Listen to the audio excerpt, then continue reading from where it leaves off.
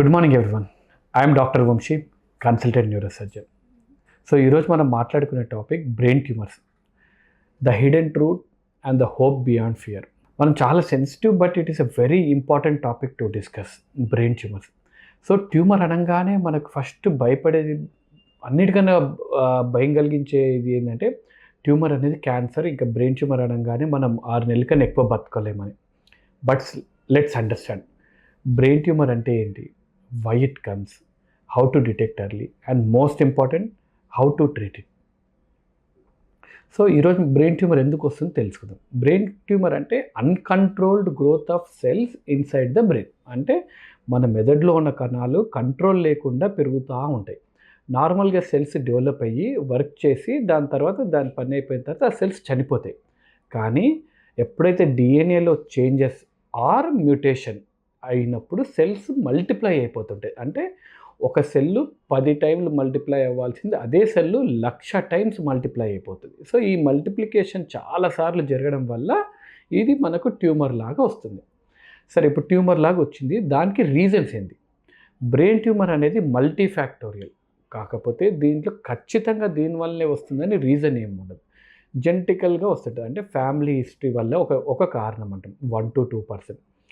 Mobile radiation అనేది ఒక hypothesis.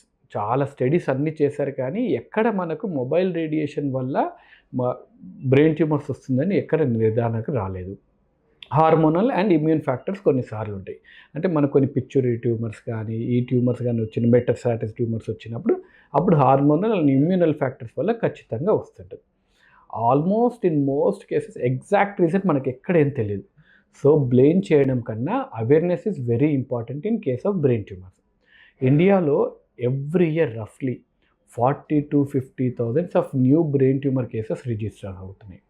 Of this only 80% are benign. అంటే క్యాన్సరస్గా ఉన్నవి only 80%. 20% are malignant.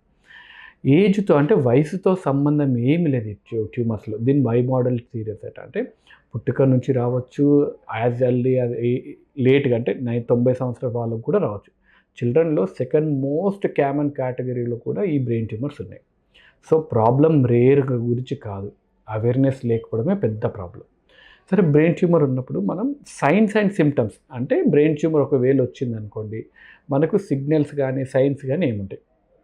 Brain tumour symptoms ఎప్పుడు depends upon the tumour location బట్టి. బ్రెయిన్ ఒక కంప్యూటర్ లాగా. సో ఈ చర్యలో డిఫరెంట్ ఫంక్షన్ ఉంటుంది.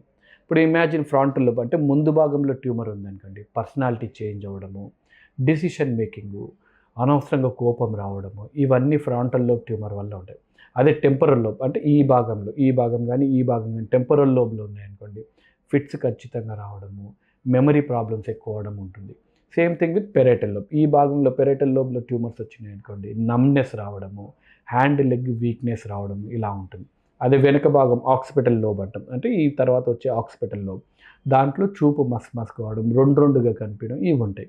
ఇంకా వెనుక భాగం సెరిబెల్లం అంటాం. సెరిబెల్లంలో వచ్చింది అనుకోండి ఇంబ్యాలెన్స్, అంటే నడకలో తూగుతూ నడవడము, తాగినట్టు నడిచినట్టు అంటారు, డిజినెస్ ఇవన్నీ ఉంటాయి. ఇంకోటి మనం అనుకున్నట్టు హార్మోనల్ చేంజెస్ వల్ల వచ్చే ట్యూమర్స్ ఉంటాయి. దానివల్ల మనకు హార్మోనల్ ఇంబ్యాలెన్స్, పీరియడ్స్ తప్పడం కానీ, వెయిట్ గెయిన్ అవ్వడం కానీ, ఫేస్ ఒకసారిగా పెద్దగా అవ్వడం కానీ, ఇవన్నీ మనకు పిట్యూటరీ ట్యూమర్స్లో చూస్తాం. కామన్గా అన్నిటికీ కలిపి ఈ హెడ్ఏక్స్, ఏ హెడ్ఏక్ వస్తే మనం భయపడాలంటే early morning headache with vomitings, fits కానీ, కంటిన్యూస్గా చేయి కాళ్ళు కొట్టుకోవడం కానీ, లేదంటే చూపు మారడం, చూపు మస్క్గా రావడము, డబుల్ విజన్ రావడం కానీ, లేకపోతే కాలు చేయిలో బలం తగ్గడం కానీ, మెమరీ లాసెస్ ఇవన్నీ ఏమున్నా ఖచ్చితంగా ఎట్టి పరిస్థితుల్లోనూ హాస్పిటల్కి వెళ్ళాలి. మళ్ళీ చెప్తున్నాను, ఏ సిమ్టమ్స్ అంటే early morning headache, vomitings, fits, blood vision, ఇవి మాత్రం ఉంటే ఖచ్చితంగా హాస్పిటల్కి వెళ్ళి మనం కన్సల్ట్ అయ్యి ఎందువల్ల వస్తుందో ఇవి మనం తెలుసుకోవాలి. ఇవి లైఫ్ లాంగ్ ఉంటాయా అంటే డోంట్ ఇగ్నోర్. అంటే ఈ సిమ్టమ్స్ ఉన్నాయి కదా అని ఇగ్నోర్ చేయొద్దు. గూగుల్ చేసేసి ఏదో ఆ టైం బీయింగ్కి మనం ఏదో చిట్కాలాగా ఏదో ఆ టైంకి కొద్దో డోలో వేసుకొని ఏదో టాబ్లెట్ వేసుకొని తగ్గించుకోవడం చూసుకోవద్దు. ఈ సిమ్టమ్స్ ఉన్నాయంటే ఖచ్చితంగా హాస్పిటల్కి వెళ్ళి ఎంఆర్ఐ చేస్తే క్లారిటీగా మనకి ఏమవుతుందో అర్థమవుతుంది. సో హాస్పిటల్కి వెళ్ళారు, ఈ సిమ్టమ్స్ తోటి మీరు హాస్పిటల్కి వెళ్ళారు, తర్వాత ఏం చేస్తారు? బేసిక్ ఫస్ట్ స్టెప్ ఏంటంటే ఎగ్జామినేషన్ చేస్తారు. అంటే తలనొప్పి ఎప్పటి నుంచి ఉంది, ఏ భాగంలో ఉంది, ఎప్పటి నుంచి ఈ తలనొప్పితో పాటు వాంతులు, చూపు మసక ఇవేమైనా సిమ్టమ్స్ ఉన్నాయి అన్నీ తెలుసుకున్న తర్వాత MRI with brain and contrast చేస్తాం. ఎందుకు అనంటే ఇది ఎగ్జాక్ట్ లొకేషన్ ఎక్కడుంది, సైజ్ ఎంత ఉంది, అండ్ ఈ చుట్టుపక్కల అంటే ఇప్పుడు ఫ్రాంటల్ లోబ్లో ట్యూమర్ ఉంది, ఆ చుట్టుపక్కల ప్రాంతాలను కూడా ఏమైనా ఇబ్బంది పెడుతుందా, వాపు వల్ల ఏమైనా ఒత్తిడి పడుతుందా చూసుకోవచ్చు. కొన్నిసార్లు ఓన్లీ సిటీ స్కాన్ ఫస్ట్ స్టేజ్లో ఎమర్జెన్సీలు వచ్చారనుకోండి, అప్పుడు ఓన్లీ సిటీ స్కాన్ చేస్తారు. సిటీ స్కాన్ చేస్తే సిటీ స్కాన్లో మనకు బ్లీడింగ్ ఏమైనా ఉందా అని కనిపిస్తుంది. టు సింప్లిఫై ఇంకా ఈజీగా తెలుసుకోవాలి ఎందుకు 2 స్కాన్లు చేయాలి, సిటీ స్కాన్ ఎందుకు, ఎంఆర్ఐ స్కాన్ అంటే మన వాడుక భాషలు ఇంకా ఈజీగా చెప్పాలంటే సిటీ స్కాన్ అనేది ఒక ల్యాండ్లైన్ ఫోన్. అంటే అవతల వ్యక్తితో మాట్లాడొచ్చు, మనం ఏం జరుగుతుందో సంభాషణ వరకు తెలుసుకోవచ్చు. కానీ if you need more information అంటే ఆ వ్యక్తితోటి ఇంకా ఎక్కువ మాట్లాడాలి, లేదంటే you need more clarified image కానీ ఇంకా వీడియో కాల్ చేయాలంటే then you opt for smart phone. Same thing ఇక్కడ కూడా అంతే. సిటీ స్కాన్ అనేది ఒక ల్యాండ్లైన్ ఫోన్ లాగా బేసిక్ కమ్యూనికేషన్ వరకు ఓకే. యూ నీడ్ ఫర్దర్ దాంట్లో ఇంకా తెలుసుకోవాల్సింది ఇంకా బాగా ఉండాలి అని అంటే ఎంఆర్ఐ స్టడీ చేస్తే దాంట్లో చాలా రకాలుగా ట్యూమర్ ఎంత పెద్దగా ఉంది, సైజ్ ఎంత ఉంది, చుట్టుపక్కల ఎడిమా ఏమైనా ఉందా, వాప్ ఏమైనా ఉందా, ఎంఆర్ఐలో ఇంకో ఎంఆర్ఐ స్పెక్ట్రోస్కోప్ అని ఉంటుంది. అంటే ట్యూమర్లో ఏ కెమికల్స్ ఉన్నాయి, పర్ఫ్యూజన్ స్టడీ అని ఉంటుంది, దాంట్లో రక్త సరఫరా ఎంత ఉంటుంది, డిఫ్యూజన్ అంటే దాంట్లో ఉన్న ఫైబర్స్ ఏ ఫైబర్స్ ఎంత దూరం వెళ్ళాయి, ట్యూమర్ ఎంతవరకు ఒత్తుకుంటుంది, ఇవన్నీ కూడా మనకి ఎంఆర్ఐలో ఇమేజెస్ ద్వారా మనకి నీట్గా తెలుస్తుంది. ఇప్పుడు అన్నిటికన్నా భయం ఏంటంటే ఎంఆర్ఐలో ట్యూమర్ ఉంది, ట్యూమర్ ఉంటే ఇప్పుడు మనం ఏం చేయాలి.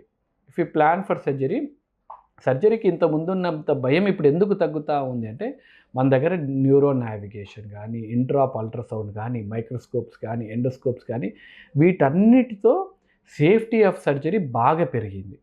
ఎలాగైతే రోడ్లో ఇంతకుముందు యాక్సిడెంట్స్ కన్నా ఇప్పుడు యాక్సిడెంట్స్ తగ్గుతున్నాయి ఎందుకు అని అంటే డెఫినెట్గా రోడ్స్ బెటర్గా అవుతున్నాయి. రోడ్ల మీద కూడా అంటే గూగుల్ మ్యాప్స్ కానీ, టెక్నాలజీ కానీ, కార్ సేఫ్టీ కానీ ఇవైతే ఇంప్రూవ్ అవుతున్నాయో డెఫినెట్లీ సర్జికల్గా కూడా not comparing with exactly with the roads but అంటే మన టెక్నాలజీ ఎంత ఇంప్రూవ్ అవుతుందో సర్జరీ కూడా అంత బెటర్గా అవుతూ ఉంటాయి. సర్జరీ మనకు ఏం చేస్తాము, మనం లోపలికి తీసుకెళ్ళి పెద్దమ్మ తెచ్చి ఏ ఏరియాలో ఉందో ట్యూమర్ చూసుకొని దాన్ని బట్టి ప్లాన్ చేసుకుంటాం. So tumour size, type, location దీన్ని బట్టి మనం సర్జరీకి ఏ సర్జరీకి వెళ్తున్నాం ఏంటి అనేది ప్లాన్ చేసుకుంటాం. సో మళ్ళీ సర్జరీకి వచ్చాక maximum tumour safety without damaging normal brain is the goal of the surgery. అంటే maximum tumour safe total removal of the tumour ఉంటుంది. అంటే ట్యూమర్ తీసే క్రమంలో మనం చుట్టుపక్కల ప్రాంతాలు ఏవి డ్యామేజ్ అవ్వకుండా చేసుకోవడమే మన goal of the surgery. So as a said with modern technology like navigation, microscope, intraop monitoring, we operate millimeter accuracy to protect speech and movement of areas. So this is very essential. And same case for deep tumors, endoscopic and keyhole approaches through nose, small hole reduces pain and scars. అంటే మనకు tumours deep seated tumour ఉందనుకోండి, only biopsy అనుకోండి, చిన్న రంధ్రం పెట్టేసి అక్కడ నుంచి మనము ట్యూమర్ని బయాప్సీగా తీసుకోవచ్చు. So today brain surgery is no longer a dangerous operation. Patients walk within the next day and recover beautifully. దీని తర్వాత రేడియేషన్ థెరపీ అంటే ఒక బేస్డ్ ఆన్ ద ట్యూమర్ మనము బయాప్సీకి పంపిస్తాం కదా, ఆ ట్యూమర్ ఏ టైపు, మనకు క్యాన్సర్ ట్యూమరా, నాన్ క్యాన్సరస్ ట్యూమరా, ఎంతవరకు ట్యూమర్ చూసాము, ఎంతవరకు ట్యూమర్ తీయలేకపోయాము, చుట్టుపక్కల పరిసర ప్రాంతాల్లో ట్యూమర్ ఏమైనా అత్తుకొని ఉందా, దీన్ని బట్టి మనం రేడియేషన్ థెరపీకి పంపిస్తాం. Usually when tumour cannot be fully removed or it is malignant, modern technology అంటే గామా నైఫ్ కానీ, సైబర్ నైఫ్ కానీ ఇవన్నీ they target only the tumour protecting the healthy brain. ఇంతకుముందు మనకు అదే భయంగా రేడియోథెరపీ అంటే మొత్తం బ్రెయిన్కి అంతా ఇచ్చేస్తాము, వీక్ అయిపోతామని అనుకునేవాళ్ళం. ఇప్పుడు అలా లేదు. It's only targeted. ఎక్కడైతే ట్యూమర్ వర్క్ ఉందో ఆ ట్యూమర్ బయాప్సీ బట్టి they target only that issue. ఒకవేళ రేడియోథెరపీతో పాటు కొన్నిసార్లు ట్యూమర్ ఏ టైప్ ట్యూమర్ దాన్ని బట్టి మనకు కీమోథెరపీ, టార్గెటెడ్ థెరపీ అని కూడా అంటారు. For high grade gliomas and metastatic lesion new drugs అంటే కొద్ది టీమోజలమైడ్ కానీ ఇవన్నీ చాలా మంచి డ్రగ్స్ వచ్చాయి which improve survival with minimal side effects.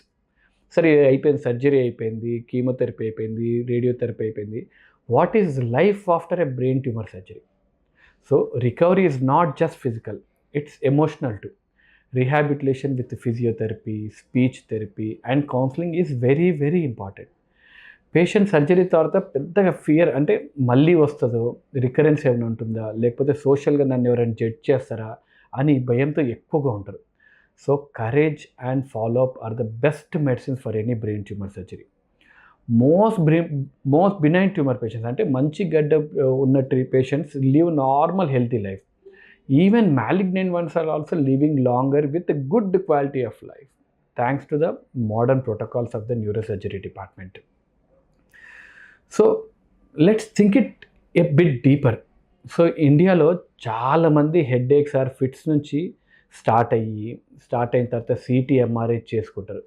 కానీ అవుట్ ఆఫ్ యువర్ ట్యూమర్ ఉంటుందేమో అంటే సిటీ ఎంఆర్ఐ చేయించుకోవాలంటే ఫస్ట్ భయం ఏంటంటే ట్యూమర్ కనిపిస్తే ఏమవుతుంది, ట్యూమర్ ఒకవేళ ఉంటే ఏం చేస్తుంది. ఇప్పుడు నేను హెడ్ఏక్ ఉంది, నాకు ట్యూమర్ చేయించుకుని నాకు హెడ్ఏక్ ఉంది, సిటీఓ ఎంఆర్ఐ ఇప్పుడు డాక్టర్ చెప్పారు, చెప్తే ఒకవేళ ట్యూమర్ కనిపించింది అనుకోండి అప్పుడు ఏం చేయాలి అని ఆ భయంతో చాలామంది చేయించుకోవట్లేదు. సో కొద్దిగా దీని కొద్దిగా డీప్ పర్స్పెక్టివ్లో ఆలోచిస్తే హెడ్ఏక్ కానీ ఫిట్స్ కానీ వీక్నెస్ కానీ ఎప్పుడు మొదలైనా అందరికి భయం అందే, అమ్మో సిటీఓ ఎంఆర్ఐ చేయించుకుంటే దాంట్లో బ్రెయిన్ ట్యూమర్ కనిపిస్తే ఏం చెబుతుందో, బ్రెయిన్ ట్యూమర్ అని చెప్తే ఏమవుతుందో, నా లైఫ్ 6 monthsలో ఎండ్ అయిపోతుందేమో అని. బట్ రిమెంబర్, ట్యూమర్ డిటెక్ట్ అయితే భయం కాదు, మనకి ఇంకా భరోసా ఎక్కువ పెరుగుతుంది. అంటే మనకి ఏం జరుగుతుందో అట్లీస్ట్ తెలుస్తుంది, దాన్ని బట్టి ట్రీట్మెంట్ ప్రోటోకాల్స్, ట్రీట్మెంట్ ఆప్షన్స్ అన్నీ మారిపోతాయి. So we should build awareness that brain tumour means treatable condition, it's not a death sentence. Urban ఇండియాలో అవేర్నెస్ ప్రోగ్రామ్స్ పెరుగుతున్నాయి, కానీ రూరల్ ఏరియాస్లో ఇంకా delay diagnosis is still a major issue. Government and NGOs should start free neuro screening campaigns for early detection. So అందరికి తెలిసిందే, early detection is the best treatment. And for అందరు చూస్తున్న వాళ్ళందరికీ, ఇంట్లో కానీ ఫ్యామిలీ మెంబర్స్ ఎవరికైనా కానీ అన్ఎక్స్ప్లెయిన్డ్ హెడ్ఏక్స్ ఉన్నా, సీజర్స్ ఉన్నా, ఇంబ్యాలెన్స్, విజన్ ఇష్యూస్ ఇవేవి ఉన్నా ఖచ్చితంగా న్యూరో డాక్టర్ని కలిసి దాన్ని ఎంత అర్లీగా డిటెక్ట్ చేసుకోగలిగితే అంత మంచిది. So to conclude, brain tumours teach us one thing, that brain is very delicate, but science అన్నిటికన్నా powerful. From fear to freedom, it's a life long lesson we should learn. It's a journey of awareness, trust and timely treatment. So tumour అనే పదానికి భయపడొద్దు. మనం ఎక్కువ fear is the only delay which you do. Early detection, advance surgery and strong mind, these 3 will save your life. Very very very essential. Thank you and take care of your brain because it takes care of everything else. Thank you.